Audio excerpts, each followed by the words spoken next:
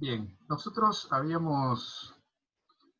habíamos quedado la clase pasada viendo el texto de Comar, eh, y nos pareció interesante reflexionar sobre este texto porque, bueno, el hecho educativo y este proceso que nosotros lo entendemos como proceso, como punto de partida, punto de llegada, y esto que ustedes están conectando en todos los puntos para el trabajo práctico, está vinculado a la adquisición, por supuesto, de las virtudes intelectuales. Aunque nosotros no nos restringimos a las virtudes intelectuales únicamente, como son el entendimiento, la sabiduría y la ciencia, más allá de que ustedes se están preparando para adquirir la ciencia, que es la psicopedagogía, que por supuesto requiere un trabajo de exigencia y de tiempo, de proceso, de constante repetición. eh, la perspectiva que nosotros trabajamos en educación es la perspectiva humana integral, ¿no? Cuando hablamos de personalismo estamos hablando de la formación de un sujeto en una noción de persona, y esta noción de persona incluye no solamente el despliegue perfectivo intelectual, sino también toda la persona, es decir, que la sensibilidad del sujeto está ordenada democráticamente, no despóticamente, como si mi sensibilidad quisiera una cosa y mi mente quisiera otra, sino que al contrario, están ordenadas dinámicamente, democráticamente hacia las potencias superiores. Por lo tanto, entendemos el crecimiento y la perfección como una totalidad, como una integridad, ¿sí? Porque en definitiva la educación del sujeto es la formación de la persona. Y nos habíamos quedado la clase pasada mirando reflexionando sobre la primera virtud que nos mostraba el texto de Comar acerca de la templanza intelectual. ¿Qué tiene que ver la templanza intelectual con la adquisición de virtudes intelectuales? ¿No? ¿O qué tiene que ver la templanza, que es una virtud moral, con la templanza intelectual o con la facultad del intelecto? Habíamos visto que no vemos la templanza como una especie de sentido rigurista y puritano, sino que al contrario, la profundización y la exigencia a nosotros no nos exime y no nos limita de disfrutar, de gozar aquello que este, implicaría un disfrute o un placer sensible, ¿no? Obviamente que la templanza está orientada al orden interior del sujeto, ¿sí? Cómo disfruta el sujeto de la realidad que va adquiriendo y que va también aprendiendo.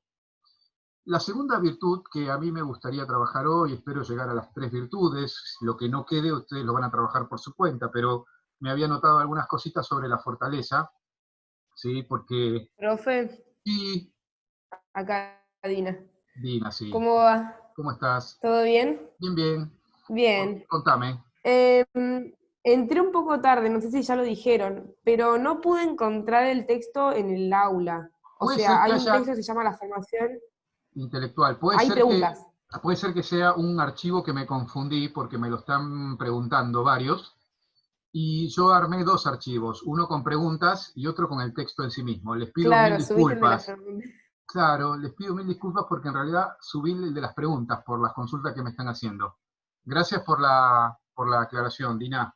Entonces ahora en un ratito Genial. cuando hagamos la pausa voy a subir el texto. Discúlpenme, pero lo están viendo ustedes en pantalla, ¿sí? Como para Sí, sí, sí. ir siguiendo. Bien, Dina siempre atenta, ella nos va marcando cuándo hay que subir las clases, cuándo nos olvidamos del texto, cuándo subimos la tarea, porque ella ya está cerrando la materia y está muy bien.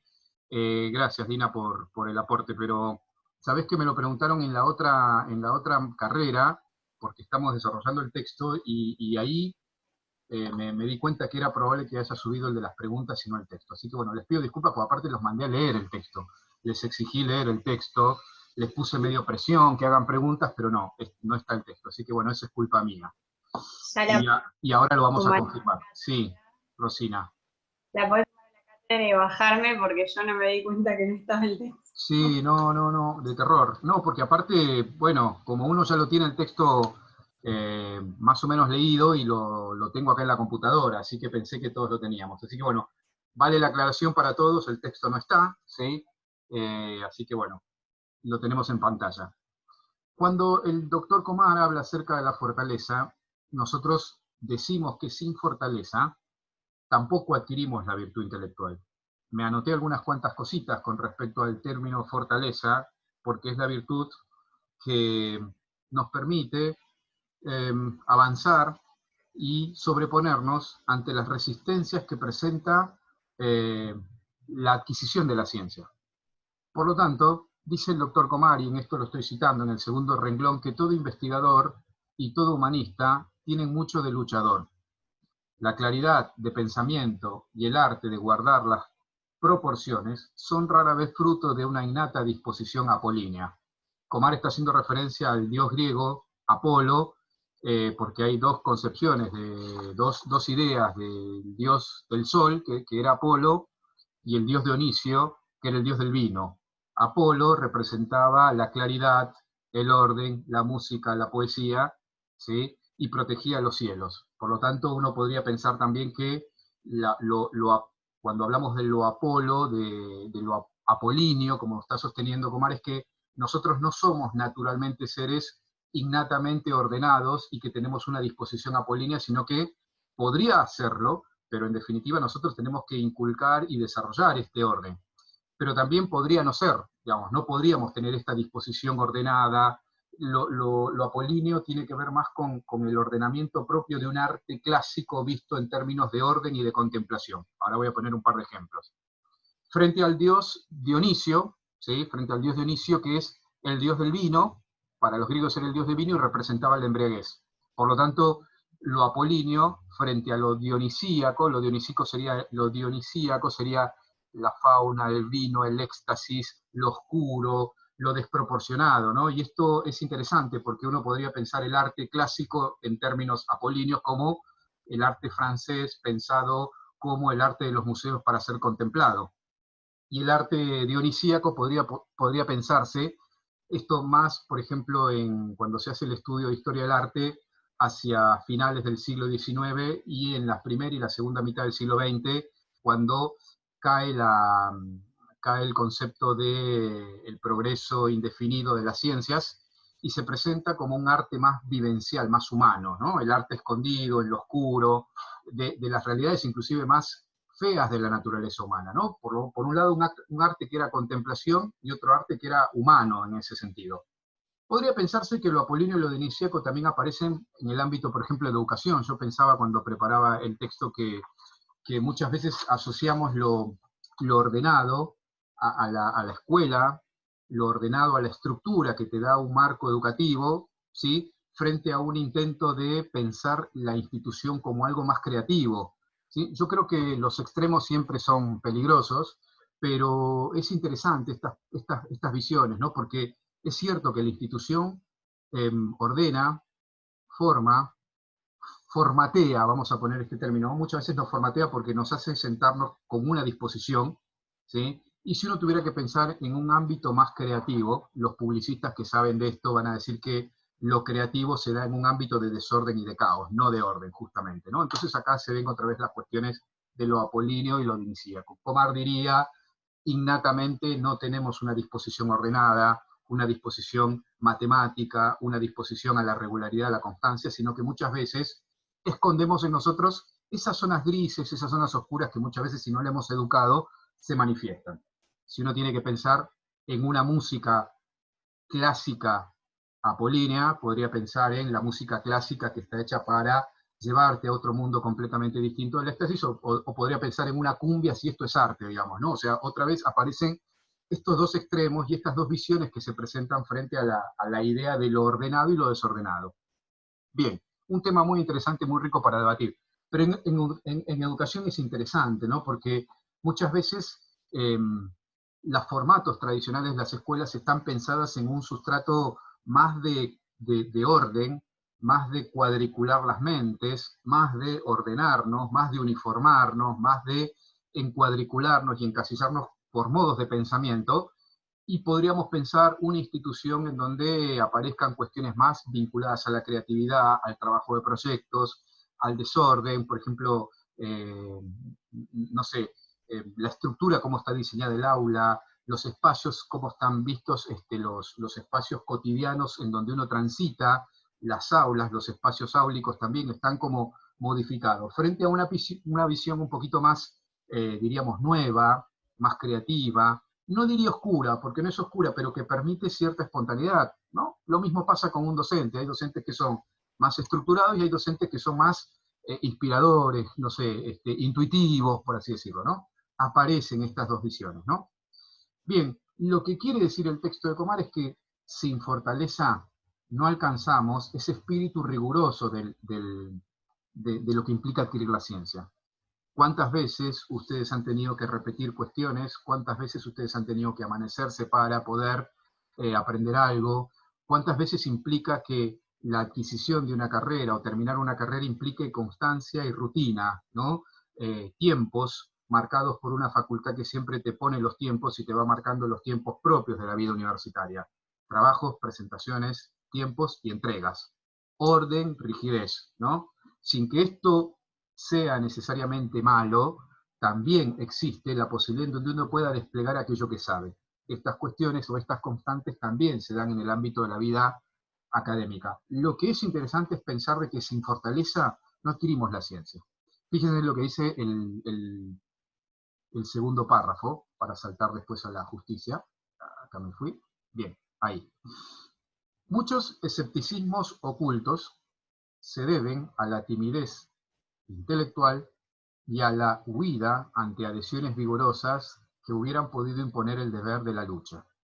El escéptico no se atreve a salir de sí mismo, manteniéndose en una cómoda inmanencia, pero por no abandonarse a lo real, tampoco puede llegar a tener conocimientos ciertos, porque la certidumbre justamente es firmeza de adhesión a la capacidad cognoscitiva de la cosa que se conoce. Y voy un poquito más atrás, así conecto con lo que quería decir en el párrafo siguiente. Sin embargo, la mente del escéptico, como toda mente humana, tiende hacia la certidumbre, es decir, toda naturaleza humana tiende a la verdad, entonces se produce como una especie de conflicto, lucha interna, digamos, ¿no? Porque tiende hacia lo que realmente existe. Pero al faltarle a esta tendencia su término natural, se le sustituye un término postizo, un término agregado, el dogmatismo rígido. Con la exactitud dogmatista se pretende disfrutar del efecto de la certidumbre sin pagar el precio, imponiendo autoritariamente a uno mismo y a los demás, las verdades a las cuales íntimamente el dogmatista no se ha adherido. Bien, traduzco. Ustedes lo están haciendo algunas conclusiones, seguramente, pero muchas veces el rigor de la no profundización, el rigor de la timidez intelectual o el rigor de una debilidad intelectual, porque sería el vicio contrario a la fortaleza, nos lleva muchas veces a mostrar escepticismos que están ocultos y que manifiestan timideces intelectuales. ¿Cómo contraremos esto? Porque es un mecanismo de defensa. Muchas veces nos ponemos más dogmáticos, nos ponemos más prepotentes, utilizamos como resoluciones, cuestiones que están resueltas sin animarnos a indagar un poco más, ¿no? Bien, aparece otra vez el concepto de ciencia y opinión, la doxa frente al episteme, platónica, ¿no? La opinión en donde todo es válido frente a una ciencia que busca rigurosidad y exactitud. Repito, una cosa no quita la otra, pero es interesante que muchas veces el espíritu debilitado por un tránsito que sea más suavizante, más tranquilo, más liviano, hace que esconda muchas veces nuestros propios escepticismos que están ocultos, y esto implicaría una timidez intelectual. Bien, y fíjense lo que dice, de esa misma raíz de timidez intelectual brotan varios eclecticismos raquíticos y falsas amplitudes de criterio. No sé, a veces uno podría pensar que hay amplitudes de criterio, ¿no? Amplitud de criterio es un poco quedar bien con todo, pero que brotan de un eclecticismo raquítico. El eclecticismo es aquella posición demasiado abierta que toma un poquito de cada teoría. Tomar un poquito de cada teoría es haber transitado por la periferia de las distintas teorías, saber un poco de todo, pero no saber algo en sí mismo, y no profundizar y no especializarnos. Esto, Comar lo llama eclecticismo raquítico. ¿Por qué? Porque para mostrarnos amplios, para tener criterios amplios de aceptación en donde todo sea válido, muchas veces lo que estamos escondiendo es quedarnos en la periferia de las cuestiones sabiendo un poco de todo, pero casi nada de algo. ¿Sí? Esto es lo que está denunciando un poco el doctor Comar. Bien, Un médico psiquiatra se lamentaba hace poco que no hay ninguna comunicación entre varias corrientes de su especialidad. Claro, porque esto, a continuación, tiene que ver con los dogmatismos propios de las distintas disciplinas. Los reflexólogos ignoran la existencia de los psicoanalistas. Estos, a su vez, no quieren saber nada de los que siguen la psicología individual, etc. El mismo cuadro ofrece varias otras disciplinas. El monólogo, y con él las instituciones que lo hacen posible, corrientes exclusivistas, sectas científicas, grupos filosóficos cerrados en los cuales la vida es soportable para cualquier mediocre. Mediocre, dijo. Han entrado en las costumbres intelectuales contemporáneas como algo tristemente característico. El término diálogo se puso de moda hace algunos años y trató más de una novedad superficial que de un viraje serio hacia un viraje serio de la mentalidad ambiente. Es decir que, paradójicamente, siendo un poco opinólogos de las grandes teorías, demasiado abiertos, demasiado eclécticos, frente a nuestra disciplina, que esconde un eclecticismo demasiado abierto o amplio, muchas veces posicionamos nuestras doctrinas propias de nuestras disciplinas, tratando de dogmatizarlas y metiéndoles a toda costa y tratando de no dialogar con otras disciplinas que pueden abrirnos otras perspectivas, ¿no? Por ejemplo, no sé, el psicopedagogo pensar que no puede recibir nada de la psicología, el psicólogo que no puede recibir nada de la filosofía, o el antropólogo, o la economía que no puede buscar alguna antropología que dé un sustrato más claro sobre no mirar las cuestiones meramente monetarias, ¿no? Sino que esta amplitud de criterio me parece que es en donde aparecen el cambio o la mirada interdisciplinaria de los distintos saberes.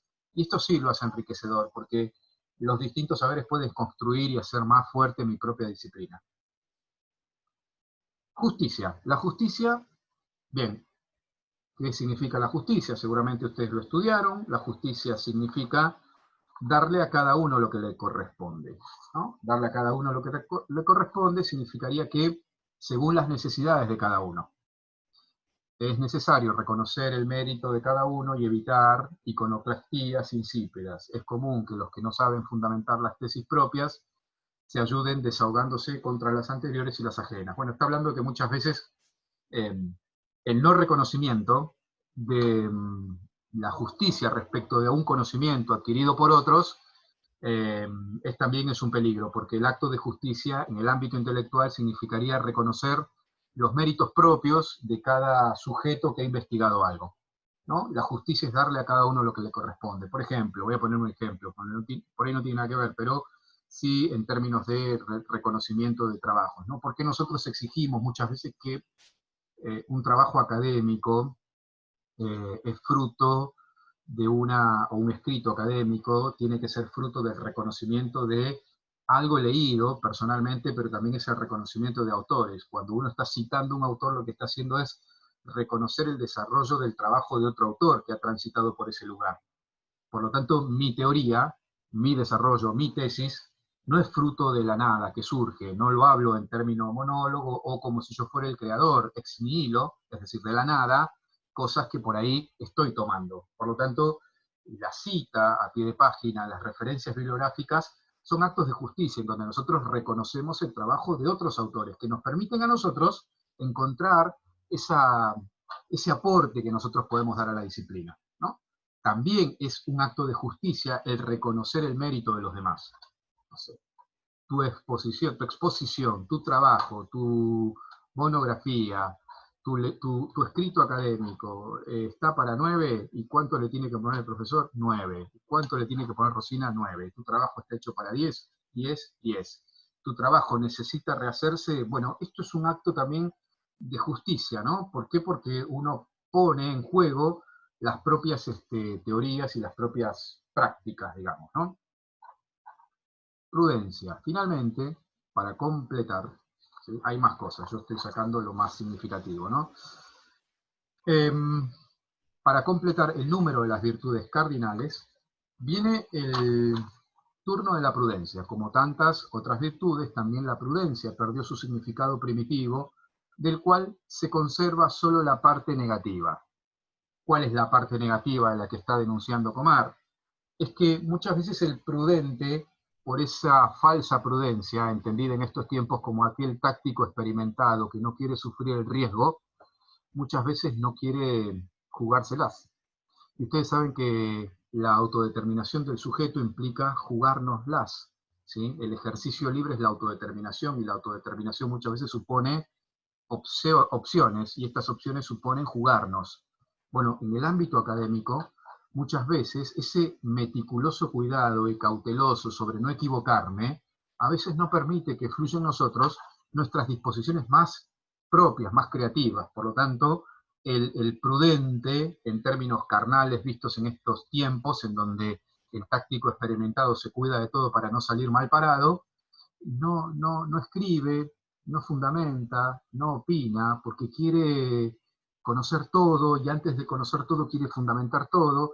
Bueno, forma parte también del crecimiento propio, ¿no? Yo recuerdo que muchas veces en la facultad me tocó, cuando doy clases, por ejemplo, de filosofía, clases presenciales, algún estudiante por ahí me decía, profe, no rindo la materia porque quiero estudiar más la parte en donde usted habló sobre la introducción, sobre la modernidad y qué sé yo.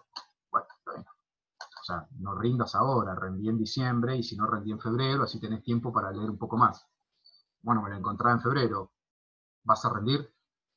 No, profe, porque todavía estoy fundamentando algo más, y pasaba de febrero a julio, de julio a diciembre. Entonces, es eterno, porque ese intento de justificar todo no es el ritmo propio que nos impone la universidad, ¿no? Me parece que la prudencia también exige en algún momento, y no me estoy, la prudencia tiene algo de cognoscitivo, tiene algo de intelectual, pero tiene algo de volitivo, de la voluntad, que significa que uno tiene que mirar, no va a tontas y a locas tirándose a la pileta, como muchas veces alguna vez intentamos hacerlo, en donde de las 15 unidades solamente estudié el 100% 2 o 3 unidades, y después más o menos que el bolillero me permita que me toquen esas que estudié.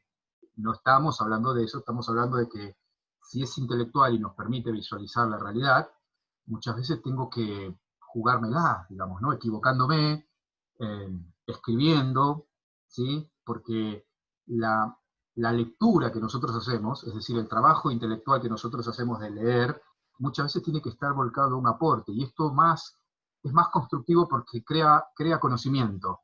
Si yo repito las mismas cosas, no estoy creando conocimiento, estoy repitiendo las mismas cosas. Ahora, cuando yo tengo una apreciación personal después de haber transitado una cantidad de lecturas suficientes en donde me las tengo que jugar, yo me las tengo que jugar, ¿no? Ahora, si yo voy a mandar 500 veces mi trabajo para que le den el punto y el toque final que le está faltando para poder entregarlo, esto en otras universidades, ¿no? En local, ¿no? A veces es porque nosotros tenemos como una especie de falta de autoestima sobre lo que nosotros sabemos y hemos leído. Bueno, en algún momento hay que jugar nuestras opciones, y hay que tratar de, de tirarse, digamos, de tirarse a la pileta, porque además son los tiempos propios que nos permiten a nosotros recibirnos en tiempo y forma, no extendiendo tanto la cosa, y porque nos va a permitir también aportar conocimiento en algo que a mí sí me interesa. Por lo tanto, a veces son requisitos el poder, voy a decirlo en estos términos, está grabado, pero por ahí voy a editar esta parte para que no se escuche mal. Hay que sacarnos de encima algunas materias, cosas, para que yo pueda llegar a esos puntos, digamos, que quiero hacerlo, ¿no? Muchas veces están, uno no sabe por qué está en la materia, pero está. Bueno, esto se edita después, ¿no? ¿Qué dice? No es la realidad, ¿qué dice Comar? No es la realidad la que debe ajustarse al método, sino el método a la realidad, y por consiguiente no puede establecerse un método antes de conocer la realidad en cuestión. ¿Cómo podría saberse en el caso opuesto si el método elegido a priorísticamente nos lleva de veras, o de verdad, a conocer la cosa que queremos investigar, ¿no? Es decir, la fijación sobre la realidad, la fijación sobre el concepto, sobre las teorías, sobre los proyectos, sobre las cuestiones vinculadas a las tesis que nosotros queremos proponer, están por encima porque son aquel punto de llegada que nosotros queremos abordar. Bien, todo método se ajusta a ese lugar, a ese puerto que es nuestras propias teorías, en donde nosotros jugamos nuestras opciones. Hoy se exagera mucho el método, está hablando de la prudencia del método, de la exacerbación del método por sobre la finalidad propia del método, que es en definitiva el conocimiento. Hoy se exagera mucho el método, y el metodologismo es una de las plagas más perniciosas de la cultura moderna. en lugar de descubrirnos el orden intrínseco de las cosas, nos harta con el espíritu libresco del sistema, ¿no? Esa replique constante de apoyar una cantidad o una cuantiosa información que a veces no están conectadas unas con otras, es porque está faltando la mirada clara sobre a dónde tenemos que apuntar. Mientras que el método se aplica como de afuera a los actos del espíritu, el hábito de conveniencia, siendo algo vivido y espontáneo, es una disposición implícita al intelecto y a la voluntad. Una mente bien formada no puede pensar sino ordenadamente. Su orden es fruto de la adecuación al orden de las cosas, al orden de la realidad, al orden de mi ciencia, al orden de mi disciplina, al orden de la educación como término, como teoría final, ¿no? Bien, Comar agrega el término amor para dar como una especie de cierre, ¿sí? Que yo lo voy a dejar abierto como en el foro del aula para que ustedes puedan aportar algo, ¿no? Pero fíjese cuando habla del espíritu sectario, ¿no? Porque dice el espíritu sectario, celoso, polémico, fanático, cuando incide excesivamente en el trabajo intelectual, habla claro que este no ha sido querido y buscado en cuanto tal, sino que representa una línea de repliegue de otros intereses. Muchas vocaciones políticas frustradas se refugian en disciplinas humanísticas para continuar desde allí una lucha hecha imposible en el terreno propio. Habría que desglosar esto a qué apunta, ¿no? Y por qué tiene tantas cosas interesantes adentro, ¿no? Pero muchas veces se esconden, ¿sí? Otros tipos de intentos en ese refugiarnos en estas cuestiones por ahí del ámbito intelectual, ¿no? Y que a veces están sospechadas por una realidad que nos va golpeando constantemente. Bien, ¿se entendió, chicos, más o menos la exposición? Quería sumar esto de la justa medida de cada una de estas virtudes intelectuales que fuimos viendo.